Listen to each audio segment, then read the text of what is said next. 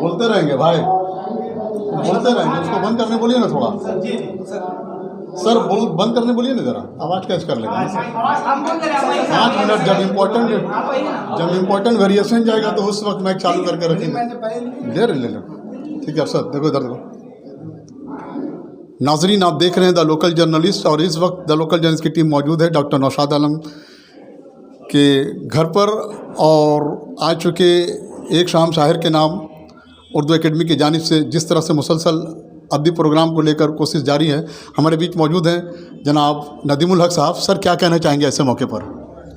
देखिए, 15, 16 और 17 दिसंबर को धन्नो ऑडिटोरियम में हम लोग के साहिर की शायरी के नाम से मगरबी बंगाल उर्दू एकेडमी एक मेगा प्रोग्राम कराने जा रही है। इसमें प्रोग्राम के अलग अलग हलके हैं, और जो मेन मकसद है कि शायरी क्यों, तो साहिर लुधियानवी आज के दिन में वो नाम है जिसको जो हुकूमत आज है, वो साहिर जिस चीज़ के लिए खड़े हैं, जिस चीज़ के लिए जाने जाते हैं, चाहे सेकुलरिज़म हो, चाहे ह्यूमनिज़म हो, चाहे रोमांटिसिज्म हो, उस चीज़ को ये हुकूमत मिटा देना चाहती है। हम लोग साहिर को लेके आ कर के सामने में ये मैसेज देना चाहते हैं। 2 मकसद है। एक तो ये मैसेज देना चाहते हैं कि उर्दू और शायर अभी तक ज़िंदा है, और दूसरे हमारी नई नस्ल को, नौजवानों को हम लोग शायर से वाकिफ़ कराना चाहते हैं। किस तरह की प्लानिंग चल रही है नदीमुल हक साहब? जिस तरह से देखा जा रहा है पूरा शहर कलकत्ता बेदार हो गया है, जिस तरह से एडवर्टीजमेंट देखा जा रहा है मशरिक में, और जगह जगह पोस्टर्स लगाए गए हैं, तो किस तरह की प्लानिंग है सर जिसमें ज़्यादा से ज़्यादा लोगों को जोड़ा जा सके उर्दू अदब ज़ुबान से? हम लोग चाहते हैं कि देखिए, कलकत्ते में बहुत सारे उर्दू इलाके हैं। हम लोग चाहते हैं हर इलाके से नुमाइंदे आएँ, लोग आएँ और इस प्रोग्राम से महसूस हों और कुछ सीख कर जाएँ।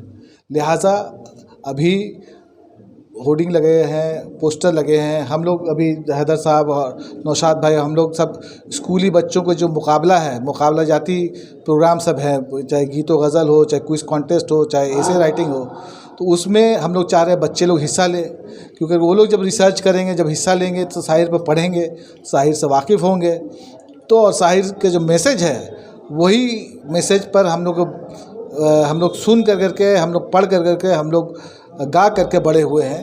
जो बचपन का हम लोग का हिंदुस्तान है वो हमको बचा के रखना।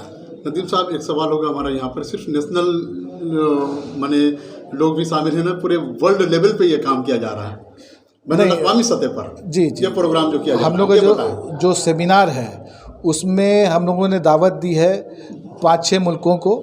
उसमें से तेहरान से स्कॉलर आ रहे हैं, तुर्की से आ रहे हैं, मिस्र से आ रहे हैं, लंदन से आ रहे हैं, कुवैत से आ रहे हैं। तो शायर को किसी हद में नहीं माना जा सकता है, चाहे वो हिंदू हो, मुसलमान हो, उर्दू वाले हो, हिंदी वाले हो, हिंदुस्तान हो या दुनिया हो, शायर की शायरी का कोई हद नहीं।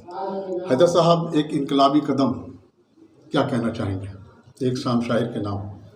देखिए, उर्दू एकेडमी सिर्फ़ और सिर्फ उर्दू के फ़रोग़ के लिए बनाई गई।